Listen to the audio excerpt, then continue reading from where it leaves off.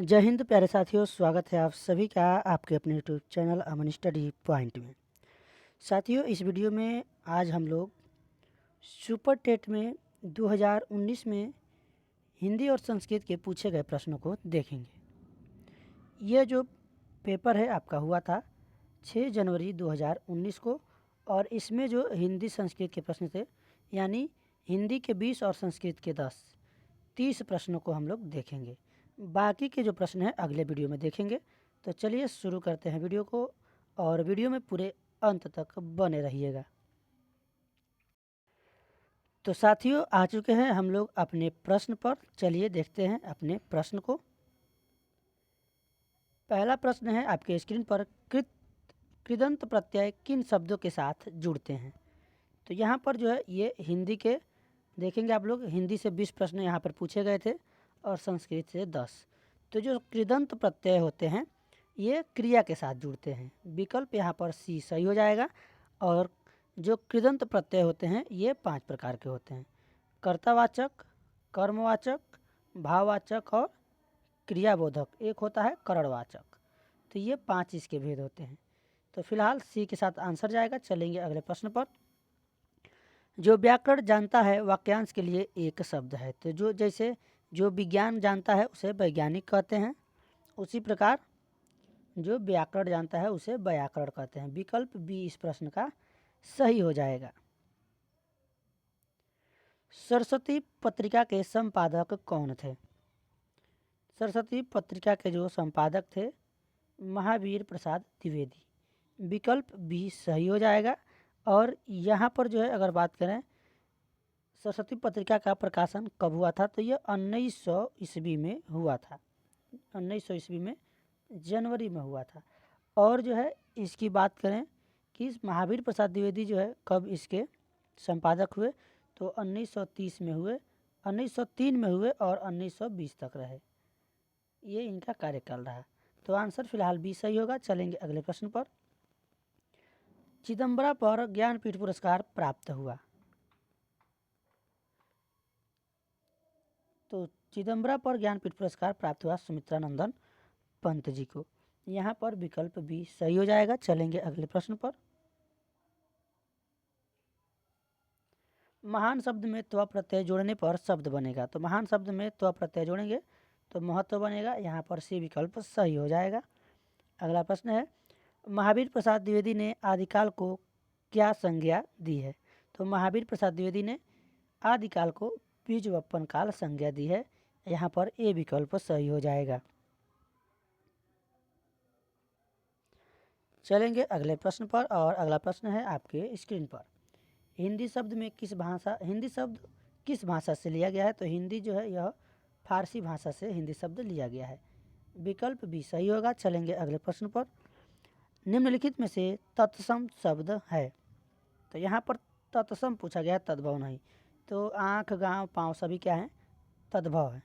D जो विकल्प है इस प्रश्न का सही हो जाएगा। गृह तत्सम शब्द है। यहाँ पर जो है इस गद्यांश को पढ़कर 9 और 10 नंबर प्रश्न का उत्तर देना है। तो आप लोग एक बार पढ़ लीजिएगा। सीधा हम चलते हैं प्रश्न पर। प्रश्न है, हमने अपने जीवन का अभिन्न अंग किसे बना लिया है? तो हमने पाखंड और दिखावे को जो है अपने जीवन का अभिन्न अंग बना लिया है। यहाँ पर चलिए देख लेते हैं। हमारे जीवन का एक अभिन्न अंग बन गया है, देख सकते हैं कौन? पाखंड एवं दिखावा। तो ये है आपके प्रश्न का उत्तर। हमने आपको गद्यांश में दिखा भी दिया है। छलने की कला का हम किस प्रकार उपयोग करते हैं? तो छलने की जो कला है उसका हम खुलकर प्रयोग करते हैं। ए विकल्प इस प्रश्न का सही होगा। चलिए गद्यांश आप लोगों ने पढ़ा होगा तो मैं आंसर आपको यहाँ पर दिखा देता हूँ।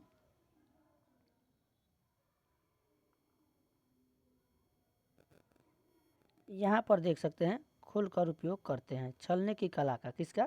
छलने की कला का खुलकर उपयोग करते हैं। तो ये आंसर हमने आपको यहाँ पर भी दिखा दिया। आप लोग गद्यांश पढ़ लेंगे एक बार वीडियो को रोक करके। तो अगला प्रश्न देखेंगे। बीती विभावरी जागरी अंबर पनघट में डुबोरी, तारा घट उषा नागरी। उपरोक्त पंक्तियों में से कौन सा अलंकार है? यहाँ पर जो है रूपक अलंकार होगा। यहाँ पर कोई भी भेद नहीं है। यानी एक दूसरे को, अंबर को पनघट मान लिया गया है, तारा को घटा और उषा को नागरी। तो फिलहाल डी के साथ आंसर लगाएंगे। चलेंगे अगले प्रश्न पर। यद्यपि सुजाति सुलक्षणी सुवर्ण सरस सुवृत भूषण विनुन विराजई कविता वनिता मित, अलंकार को परिभाषित करने वाली उपयुक्त पंक्तियाँ किस कवि की हैं? तो ये जो पंक्तियाँ हैं केशव दास जी की हैं। यहाँ पर आंसर जाएगा विकल्प ए के साथ। चलेंगे अगले प्रश्न पर। अगला प्रश्न है आपके स्क्रीन पर। निम्नलिखित में से कौन सा शब्द सरस्वती का पर्याय नहीं है?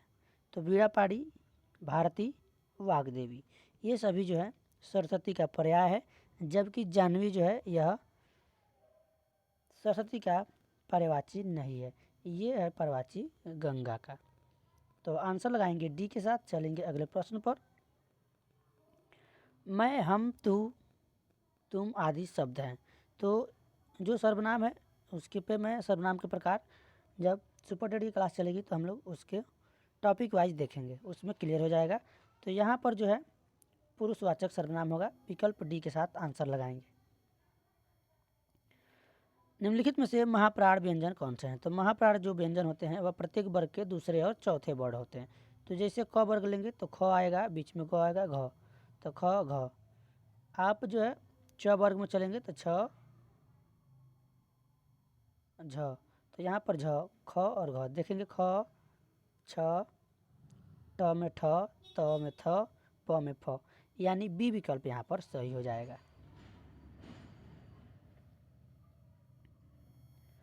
जब प्रथम शब्द संख्यावाची और द्वितीय शब्द संज्ञा हो तो कौन सा समास होता है? जब प्रथम पद क्या हो? संख्यावाची हो, द्विगु समास होता है। जैसे चौराहा, तो चार राहों का समूह, तो चार क्या है? संख्यावाची है।